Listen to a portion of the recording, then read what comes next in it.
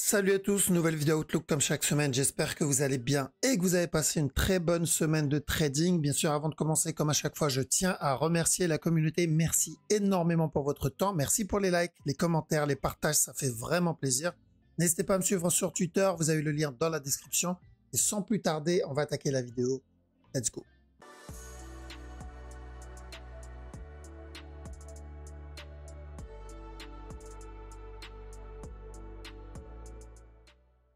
Alors, donc on va commencer avec la crypto, du coup BTC. Donc dans la précédente vidéo, on avait dit tant qu'on casse pas ce bas, on cherche de l'achat pour revenir péter le top, d'accord, mais qu'on devait faire très attention. Pourquoi? Parce qu'on était sur une perte de momentum sur ce move et on attendait la cassure du précédent top. Donc ce top là, les 65 175 à peu près. Donc ce qu'on a fait, donc on est venu péter ce top. À partir de là, il va falloir faire très attention, d'accord? Ça ne veut pas dire...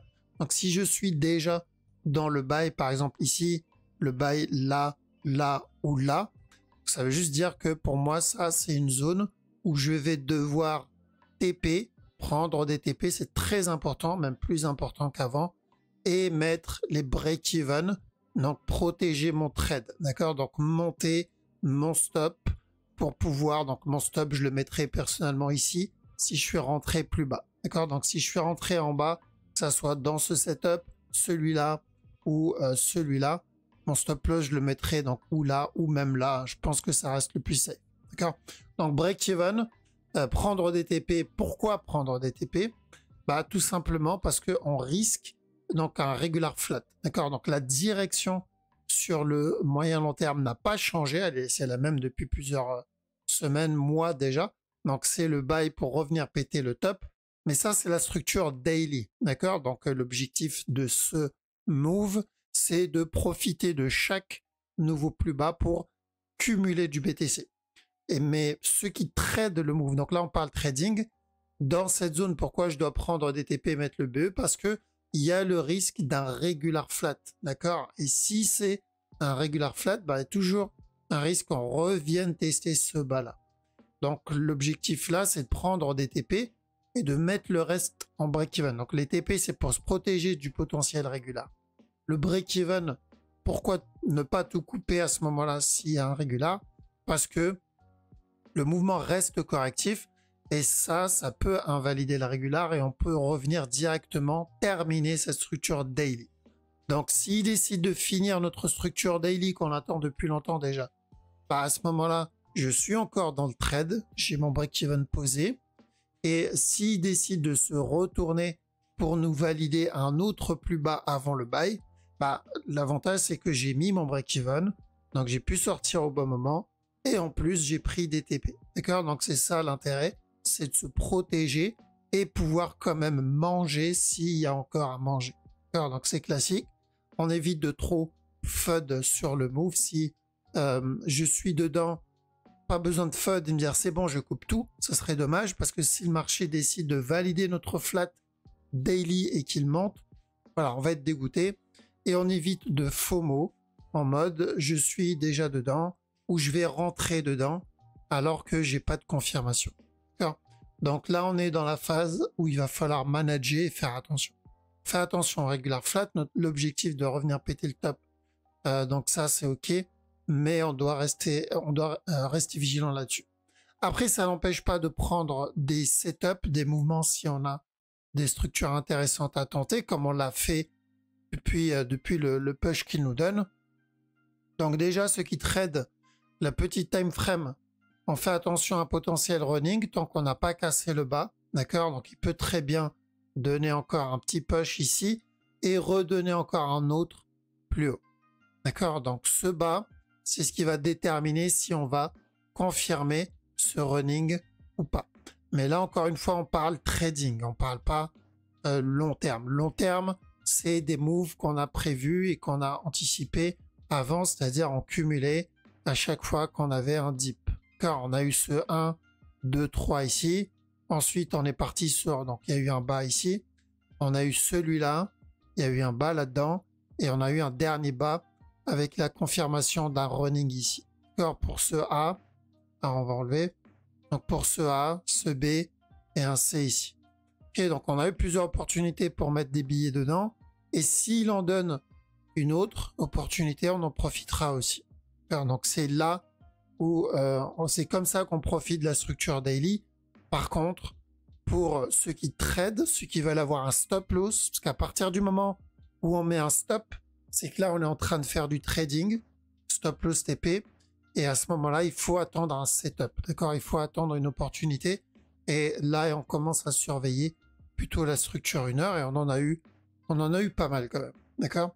Donc on fait attention dans cette zone. Ceux qui veulent tenter le 15 minutes, 5 minutes, 15 minutes, on peut. Mais pour ceux qui surveillent la structure 1 heure, attention au regular flat. Si on le voit commencer à s'éloigner du move, du top, bon bah là on augmente les chances de venir péter le top daily. Ou si on le voit corriger ici aussi, c'est que on a envie de, enfin le Bitcoin il a envie de continuer son push pour valider la structure daily.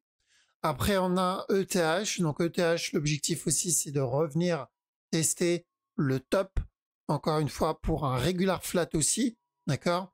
Après, en 15 minutes, c'est ce qu'on avait déjà vu. Donc, on avait dit attention à une correction pour revenir casser le top. Bon, toujours pareil, il n'y a pas de changement là-dedans. J'ai déjà pris le trade plus bas. J'ai dû rentrer dans cette zone. Et j'ai déjà pris des TP dans cette zone. Et j'ai mis mon break-even dessus parce que c'est où il viendra valider mon regular flat. Et à ce moment-là, nickel, j'ai une partie des TP là-dedans qui attend. Ou sinon, s'il décide de revenir donner un drop avant le push, d'accord, pour un plus gros regular, bah, j'ai déjà TP, j'ai déjà mis mon BE et je retenterai de l'achat au plus bas. Donc, c'est toujours haussier pour ETH ou revenir péter le top tout de suite. Maintenant, si on prend le scénario le plus pessimiste sur cette time frame, revenir donner un plus bas et ensuite revenir péter le top. D'accord? Donc, un manager, pas vraiment de structure de retournement pour le moment, mais c'est clair qu'on a une petite perte de momentum en 5 minutes ici. D'accord? Mais on garde la direction sur ETH qui est de revenir casser le top. Alors, on a BNB aussi. Donc BNB, il avait donné un petit flat là-dedans. Donc c'est où il vient le valider tout de suite. Ou pareil que ETH, on peut avoir un autre plus bas et ensuite il vient le valider. Personnellement, j'espère qu'il va donner ça. J'y crois pas trop, d'accord, mais j'espère parce que j'avais hésité de prendre le buy sur ou BNB ou ETH. J'ai choisi ETH à trade. Donc j'aimerais bien que ETH teste le top et que le BNB reviennent me donner au moins le petit C du régular, que je puisse prendre les deux. D'accord? Maintenant, là, on choisit pas. Prendre déjà un sur les deux, c'est pas mal. En interne, à la limite, si je devais vraiment tenter le buy dans cette structure, bah, ça serait au moins qu'il me donne ça. D'accord? S'il vient me donner le C ici et me valider un running sans venir péter ce bas, ça peut être une autre opportunité pour rentrer et prendre quand même le buy dessus. D'accord? Donc, j'attends la cassure du top en 15 minutes sur le BNB. Le DOT, par contre, 15 minutes, on n'a pas grand-chose sur ce move, même s'il y a potentiellement un running ici, mais pas très intéressant à prendre. Par contre, sur le gros move, il va falloir faire attention parce que, donc là, c'est notre A. Ce qu'il fait, c'est ou un B déjà terminé, ou ça fait partie du B. Et on attend la cassure du top pour un C. Et une fois le top cassé, on va devoir faire très attention à un potentiel regular flat. Donc, à part s'il s'éloigne de stop, et on a une grosse impulsion, ou s'il corrige à la cassure du top, on va devoir vraiment faire très attention à un regular, parce que c'est plutôt baissier comme type de structure. On a aussi le Litecoin. Litecoin, il a push. Est-ce que c'est le départ du push de la structure daily? Parce qu'en daily, on cherche toujours de l'achat pour revenir tester le top précédent, donc dans les 115, 116 $. Ça, c'est toujours la direction qu'on recherche. Hein. C'est du buy sur le Litecoin en daily. Maintenant, sur la plus petite time frame, alors, on ne s'est pas vraiment éloigné du top, d'accord? Donc, j'aimerais bien qu'on obtienne un petit push ou une correction d'abord, un petit push pour un running ou une structure corrective, et ensuite, on continue le up sur le Litecoin. on a le sol. Sol, on n'est plus très loin de l'objectif. D'accord? Donc notre objectif, c'est de revenir tester ce top. En tout cas, le premier objectif. Évidemment, l'objectif le plus gros qu'on va rechercher, c'est ce top-là, parce qu'on a un très beau regular flat sur le sol. Donc objectif, c'est de revenir péter le top précédent, donc les 120 $, 110 $ à peu près. Après, pour la structure 1 heure, on a eu pas mal d'opportunités là-dedans. Il y a eu celui-là, il y a eu ce buy setup. On a eu un ici aussi. Donc c'était du 15 minutes. Donc ce petit buy là-dedans. Et on en a eu un autre encore. Donc il a été plutôt généreux, le seul avec nous, pour encore un autre push. D'accord? Donc il monte doucement à partir de maintenant. Si on regarde bien, à chaque fois qu'il vient donner un nouveau plus haut, il corrige. Donne un plus haut, il corrige. Donne un plus haut, il corrige. Donc voilà, on n'est plus vraiment sur un mouvement très impulsif par rapport à avant. Et ce qui est normal vu qu'on se rapproche du top, donc on se rapproche de notre objectif. Donc c'est très important de commencer à prendre des TP une fois le top cassé et de protéger son trade. Pourquoi? Parce qu'il y a aussi un risque d'un régular. Donc c'est où il vient valider directement le régular daily et à ce moment-là il va exploser une fois le top cassé, ou sinon il va nous valider le régular ici baissier et on reviendra tester le bas. D'accord? C'est comme celui-là, le A, le B, le C, et on est revenu tester le bas. Et on recherchera bien évidemment du buy une fois le bas cassé, parce que même s'il valide le régular en interne, même si on part pour ce scénario, il casse le top et il décide de donner un autre plus bas, ça n'invalide pas la correction daily. D'accord? Ça sera juste une autre opportunité. Donc déjà, on vise ce top et après on verra comment il va réagir une fois le top cassé. On a ensuite le VET. Alors le VET, lui, il a cassé ce top-là. Donc évidemment, on doit maintenant faire attention à ce potentiel regular flat. Donc tant qu'on reste dans cette zone, si je le vois push vers le bas et commencer à corriger, c'est qu'il décide de me valider un regular flat. Maintenant, si je le vois s'éloigner du top, d'accord, ou commencer à corriger, on aura largement le temps de le voir si c'est le cas. Là, on commencera à oublier un peu le regular flat baissier et on va commencer à attaquer une structure plus grande, donc potentiellement pour un push. Mais pour le moment, ce mouvement-là, d'accord, c'est encore correctif, c'est beaucoup trop correctif, donc ça indique plus une continuation, un peu comme ce qu'on a eu là-dedans. Et enfin, on a Atom. Donc Atom, on se rapproche de ce top-là, parce que s'il vient péter ce top, ça peut être une indication pour un retournement, donc le départ pour une nouvelle structure haussière. D'accord? On sait que ce move, c'est une impulsion. Donc ça, c'est une bonne chose en soi, parce que si c'était un C, une impulsion pour un C, là, c'est une mauvaise nouvelle pour ceux qui cherchent l'achat. Mais pour moi, ça, c'est plus donc première impulsion, donc plus un A. Et si c'est un A, l'idéal, évidemment, c'est d'attendre la correction de ce A, donc un petit B. Et là, on a notre opportunité sur le long terme. Bon, en 4 heures, on n'a pas eu de correction encore. D'accord? Je dirais même en 1 heure, en réalité, on n'a toujours pas eu de correction sur ce move. On a eu des opportunités d'achat en petite time frame, mais c'est de la petite TF. D'accord? Donc, c'est régular en interne. C'est du 15 minutes, voire du 5 minutes. Donc, on peut trade ça. Pour ceux qui tradent la petite time frame, c'est OK tant qu'on manage le move. Maintenant, ceux qui cherchent le gros move, la grosse structure, il faut patienter et attendre la correction de ce mouvement-là. Une fois une structure corrective, 1 heure minimum, là, on peut tenter le up. D'accord? Donc, tout dépend de la time frame qu'on est prêt à assumer. Parce que la personne qui se dit, OK, mais à force d'attendre la structure 1 heure, j'ai loupé ce setup, j'ai loupé celui-là, j'ai loupé celui-là, j'ai loupé celui-là. OK, mais tu trades en 1 heure. Si tu trades en 1 heure, du coup, ton stop loss, tu vas devoir le poser en 1 heure. D'accord? Et c'est un risque de rentrer dans une structure 15 minutes et espérer choper le mouvement daily ou 4 heures. Si je rentre ici et qu'au final, je me retrouve avec un gros drop qui me sort en stop loss et ensuite je me tape la structure corrective avant le buy, bah, je préfère attendre là. Et une structure corrective 1 heure, elle peut revenir retracer quasiment la moitié des setups qu'on a obtenus. D'accord? Donc, il y a de bonnes chances que si je rentre en 15 minutes pour choper une structure 4 heures daily, bah, mon stop, en tout cas mon entrée, je vais me faire sortir de mon buy 15 minutes. Maintenant, si je trade en 15 minutes, c'est différent. Je prends les buy setup en 15 minutes et je prends des TP en 15 minutes. Je mets des BE en 15 minutes. Donc, je vais manager mon trade en 15 minutes. Donc, c'est différent. D'accord? Le temps d'attention et le management qu'on a est différent. Donc, si je veux le trade en 1 heure et le manager en 1 heure, je vais devoir attendre un setup 1 heure. D'accord?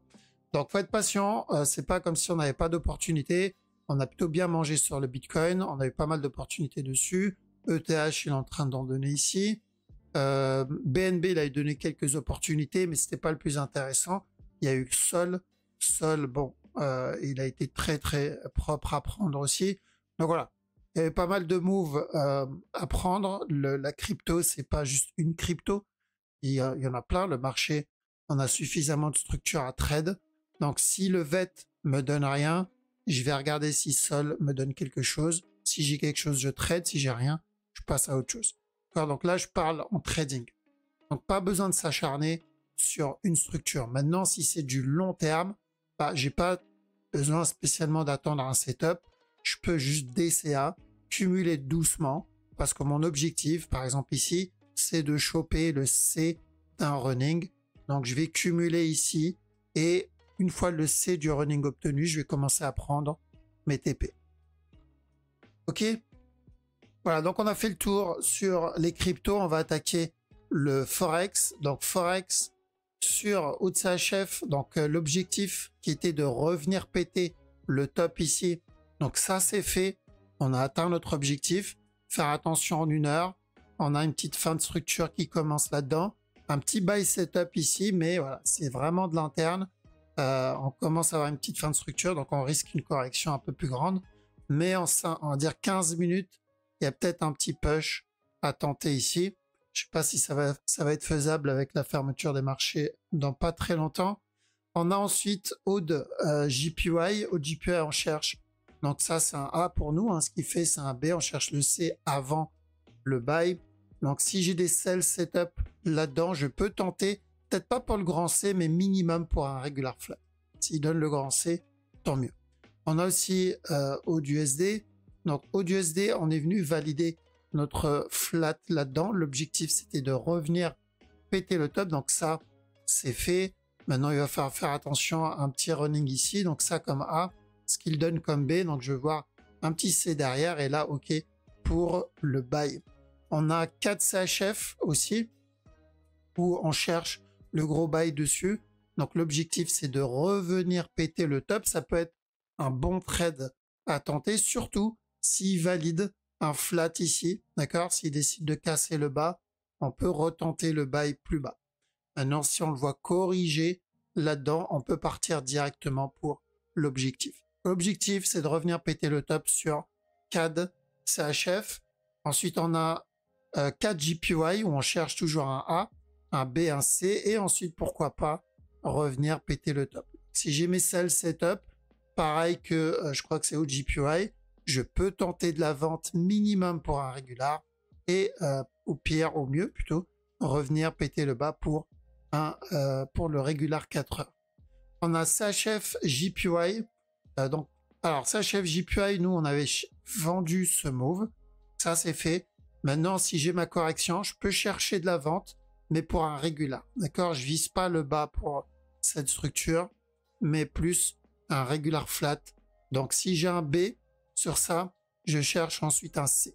Parce qu'il y a de bonnes chances qu'on obtienne encore un autre plus haut derrière.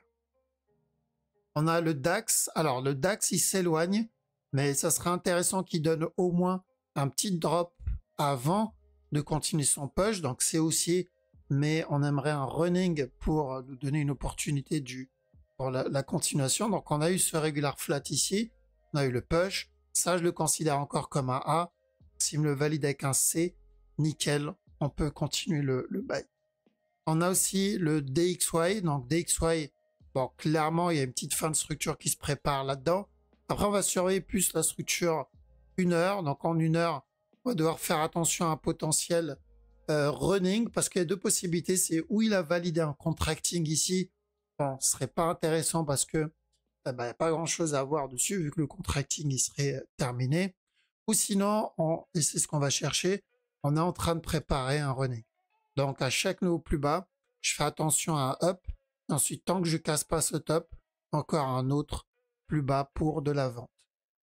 On a le Nasdaq. Alors Nasdaq, ça va être plus sur la grosse time frame qu'il va falloir surveiller. Qu'on avait dit, de faire attention à un A, un B, un C. On a eu le C, mais le truc c'est que tant que ce top n'est pas cassé, il y a toujours le risque d'un plus gros C pour un regular flat avant le buy. Ça serait le scénario parfait, bien sûr.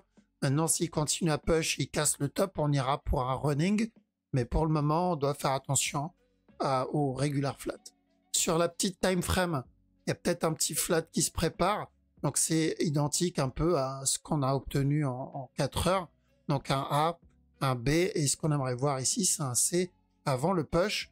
Donc, si je pars en 15 minutes ici et je copie ce mouvement-là qu'on est en train de surveiller. Donc, je copie cette partie-là et je pars en 4 heures ensuite, voire même peut-être plus que 4 heures. Et on va prendre ce move. Voilà, c'est à peu près la même chose qu'on est en train de trade en petite time frame. D'accord? Donc, on cherche un regular flat comme on le cherche en 4 heures. On a Euro-Oud où ça serait mieux qu'il nous donne un petit running flat avant de continuer son push. S'il donne ce running, on peut chercher de la vente. Ça peut être un très beau running à trade, mais il va falloir surveiller ce potentiel retournement. D'accord? Donc à chaque nouveau plus bas, on fait attention. S'il nous donne des buy setup, on pourra tenter le up pour le C, mais pour le moment, je n'ai pas de raison d'acheter ce move. On a déjà obtenu un régular là-dedans, on en a eu un autre ici, et là, on a juste cassé ce bas et validé ce régular. Donc, on a besoin d'un signal si on veut ou de la vente ou de l'achat. Car on n'a pas de sell setup, on n'a pas de buy setup non plus. On a ensuite Eurocad. Eurocad, c'est plus de l'achat aussi. Même s'il revient tester le bas, on tentera quand même le buy sur ce mot. Donc, c'est où il vient péter le buy, on tentera le buy. Ou sinon, il va valider une structure corrective un peu plus grande là-dedans. Et ensuite, on partira pour ce même buy. Euro-Yen. Euro-Yen, c'est comme les autres Yens, j'ai envie de dire. Donc, on cherchait un flat sur ce move. Donc, un A, un B, un C et ensuite un drop. Le truc, c'est qu'il n'a pas cassé le top. D'accord? Donc, j'ai besoin qu'il vienne péter le top. Que ce soit après avoir donné un plus bas là-dedans et ensuite, il casse le top ou directement. D'accord? Donc, on peut avoir une correction, un drop et ensuite, il vient péter le top. D'accord? Donc, une fois le top cassé, là, on pourra partir pour le sell. On a Euro-NZD. Euro-NZD, on a cassé ce bas. Le mouvement a commencé correctif, mais il a invalidé cette correction avec la grosse impulsion qu'on a eu derrière.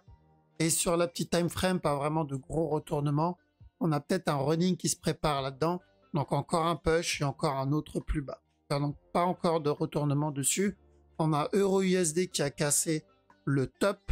Donc on cherchait de l'achat pour un regular flat, revenir casser stop. Donc ça, c'est bon, c'est fait. Maintenant, on commence à faire attention. Parce que ce qu'il donne ici, voilà, on commence à perdre un peu en momentum. On peut très bien avoir encore un autre push, encore un autre up, mais c'est très fatigué comme move. Donc, fais attention. L'objectif, il est atteint, donc il faudra commencer à prendre les TP. On a GBP Oud, où on cherche aussi de la vente. Donc, on l'avait dit, on cherchait un sell quand on était au top pour revenir péter le bas. Donc, on n'est plus très loin de l'objectif. Même si j'ai un spike ici, je continue à chercher quand même de la vente sur ce move minimum pour un running. D'accord? Donc, c'est un up ici et encore un autre drop pour venir valider ce running.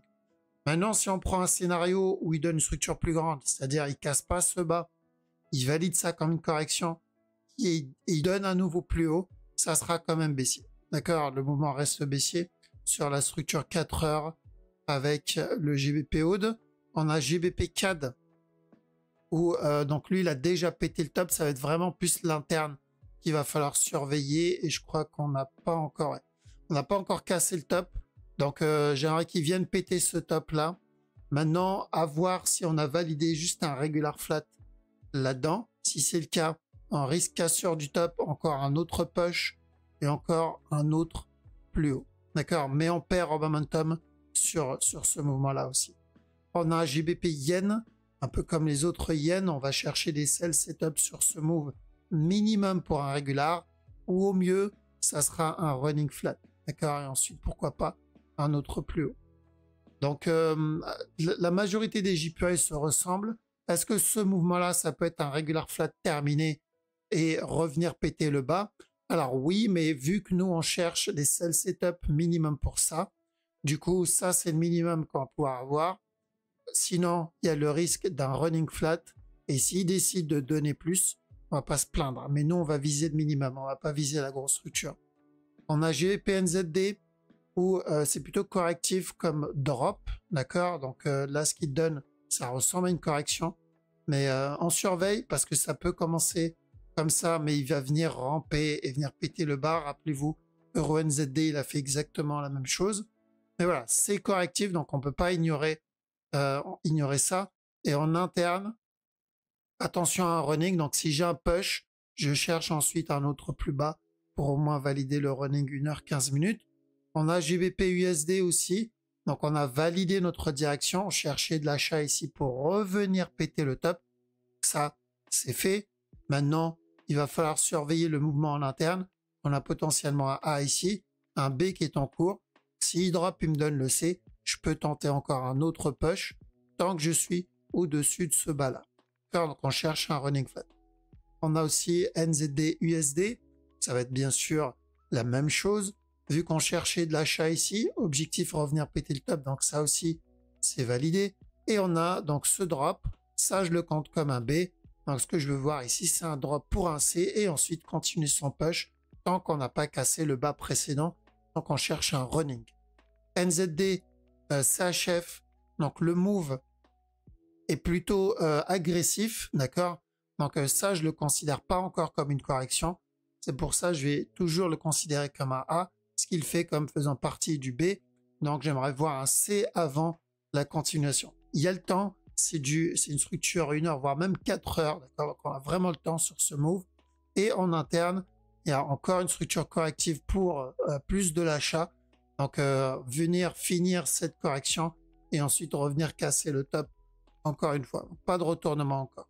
NZD JPY, donc comme tous les JPY, la même chose. On va viser minimum un B là-dedans. S'il décide de donner plus, par exemple pour un running flat, tant mieux. Mais on va chercher des sell setup pour de l'interne pour le moment. On a USD4 qui a cassé le bas. Donc il a terminé ça comme un regular flat. Évidemment, on est encore très loin même du C, de la fin du running flat parce que si c'est un running flat, le move, là-dedans, il a encore un peu de marge avant de venir le terminer. Donc attention, je pense qu'on est encore baissier sur le moyen long terme sur USD CAD. Maintenant, sur de l'interne, donc ceux qui tradent 15 minutes, je vois qu'il y a des petits setups en préparation, mais il faut faire attention à chaque nouveau plus haut sur ce genre de move. D'accord? Parce qu'en daily, c'est encore le running, lui, il n'a pas changé. On a USD JPY, donc on cherchait un running, rappelez-vous, on a eu un A, on a eu un B, on cherchait de l'achat et ensuite encore de la vente. Donc, on a eu le C. Si j'ai mon flag ici ou ma correction, je continue à chercher le drop pour venir valider le running. Au pire des cas, on aura une grosse correction et au mieux, il validera notre running d'origine. Donc, même direction sur USD JPY. US Oil, alors, je ne sais pas s'il a validé la... Non, il n'a pas validé la cassure du top. On n'était pas très loin. 90% du move à peu près. Donc, on va peut-être revenir tester ce bas. Donc, on est toujours sur de l'interne sur US Oil. D'accord? Ce mouvement-là fait partie, je pense, de ce move. Donc, toujours de l'interne. Donc, on n'a toujours pas obtenu la fin de cette structure corrective. Pour moi, ça, c'est un A. J'attends qu'il termine ce B. Et je veux ensuite le C avant la continuation. D'accord? Et une fois qu'on aura fini ça, il va falloir aussi faire celui-là. Donc, j'attends de C du running sur l'US Oil. Il n'y a pas vraiment de buy sur ce move. Si je regarde en interne, il y a peut-être même encore de la vente dessus. Donc s'il est en train de valider un running là-dedans ou même avec celui-là, donc c'est que c'est encore de l'interne et qu'il a encore envie de retester le bas. On a le Silver, donc Silver, on voulait qu'il vienne casser le top. L'objectif, c'est qu'il valide ce regular flat, d'accord? Même s'il décide de donner un plus gros drop, un plus gros C, pardon, c'était quand même haussier comme move. Donc le top est cassé. À partir de là, donc ceux qui ont pris ce move, il va falloir vraiment réfléchir à prendre des profits. En interne, on peut avoir encore un autre push là-dedans et encore un nouveau plus haut. Donc c'est où il a validé un A, un B, un C et on va revenir casser le top. Ou sinon, et là ça serait beaucoup mieux, s'il vient donner un plus bas là-dedans et là on peut partir pour un autre plus haut. D'accord? Comme ce qu'on a obtenu précédemment, mais c'était de l'interne. On a enfin le gold. Gold aussi, tel quel, je peux considérer le mouvement comme une correction. Donc un A ici, finir le B, le C. Si j'ai ça, je peux tenter de l'achat sur le gold, mais uniquement si j'ai un regular flat qui se valide en 15 minutes. Ok, voilà, donc on a fait le tour au Forex aussi. Donc, merci les amis pour votre temps, merci d'avoir regardé la vidéo jusqu'au bout, ça fait vraiment plaisir. Passez un très bon week-end, je vous dis à la prochaine.